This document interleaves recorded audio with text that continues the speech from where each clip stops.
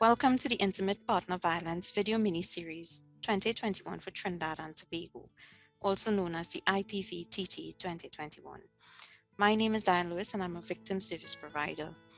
I will be defining intimate partner violence as well as outlining the goals of this video miniseries in today's episode. To tell you a bit more about myself, I am employed at the Criminal Injuries Compensation Board in Trinidad and Tobago, also known as the CICB. For the past 7 years, I've assumed the role of the Research and Investigating Officer there, where I interview victims of violent crime, which also include domestic violence victims. I have a total of 10 years experience in the field of research. Before working at CICB, I was employed at the University of the West Indies as a research assistant for more than 2 years. While there, I attained my master's in criminology and criminal justice, a bachelor's in psychology, as well as a certificate in advanced counseling, all from the UWI St. Augustine. As you already know, Trinidad and Tobago has a serious intimate partner violence issue. From January to August 2021, there have been 11 IPV-related homicides, in which 7 were female victims and 4 were male victims. Just 2 weeks ago, there was a 58-year-old man who attacked his partner with a cutlass, and in the process, he ended up killing her 15-month-old granddaughter. The Express posted an article where the grandmother stated that she was being blamed for the baby's death, and while many persons attributed blame to the offender, some were not so kind. I just want to read a few comments that stood out to me on the Express's Facebook post. This was a male citizen. Forget the noise of the uneducated people. She does have a part to play in the child's death. If she had decided to be serious and get that man gone, that most likely would not have happened. Plenty times too many females put themselves with a man of certain temperament, thinking they will be protected by that man, but when he turned that aggression on them is something else. Plenty get abused and like it. A man is not a man unless he beat. Another one taken from a female commenter.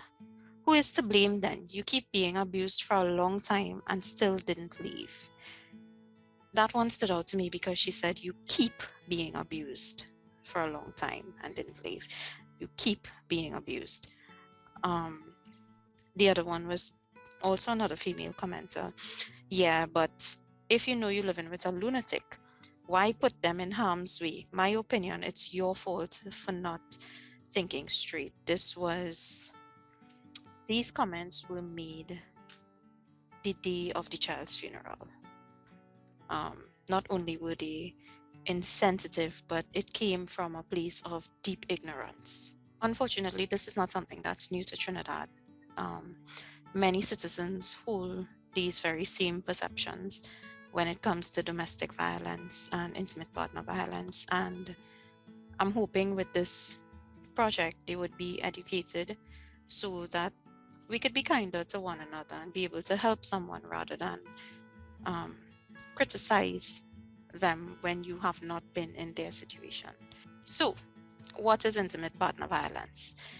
According to the National Center for Injury Prevention and Control, intimate partner violence includes physical, sexual, psychological, or economic abuse by a current or former partner and does not require sexual intimacy. It can occur between partners in both heterosexual and same-sex relationships, and based on a survey done among 1,000 women by Pemberton and Joseph in 2018, 1 in every 3 women were victims of intimate partner violence. This is something that affects individuals regardless of their age, your race, socioeconomic status, educational background, or religious beliefs. So the goal of this project is to reduce IPV through education and information dissemination by providing free, well-researched, clear, and concise information on IPV, in the hope that many persons would be prevented from becoming victims as well as perpetrators. This project will be done throughout October, which is recognized as Domestic Violence Awareness Month.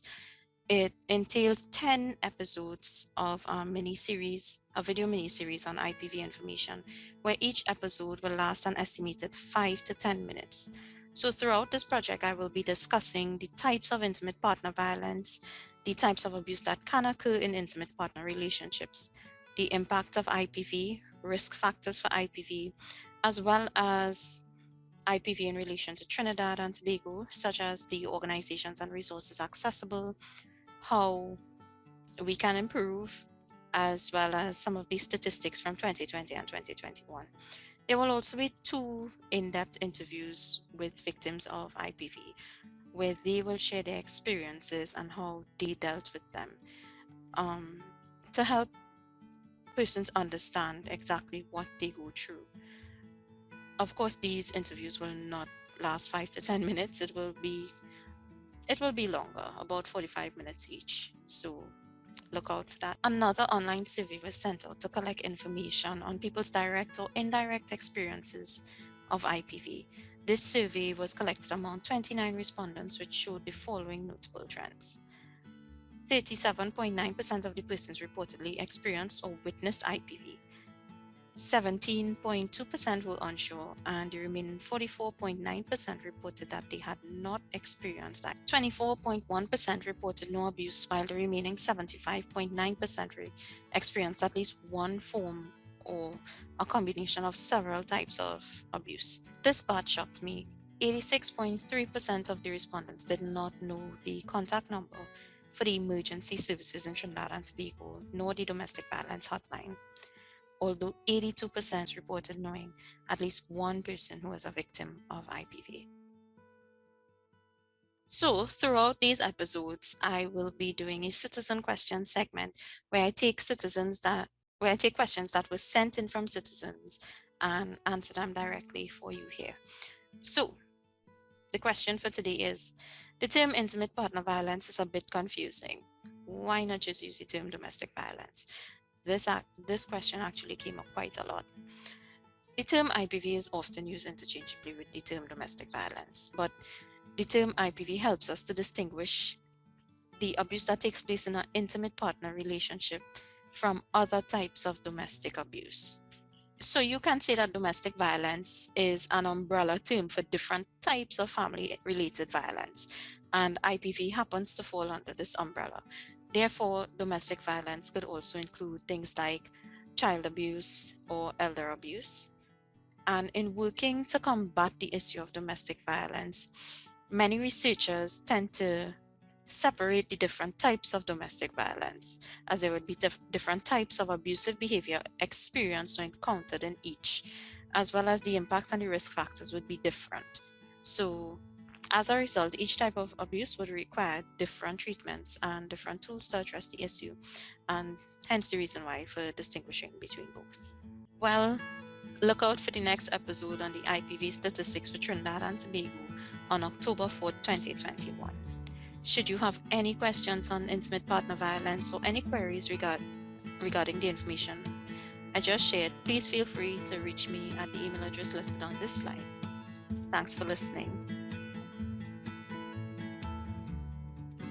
If you or anyone you know has been a victim of intimate partner violence or any type of other domestic violence, please take note of the following agencies on the screen and their contact numbers for help. If you're experiencing or you're currently witnessing any sort of violence, please contact the emergency services at 999 or 555 for immediate assistance.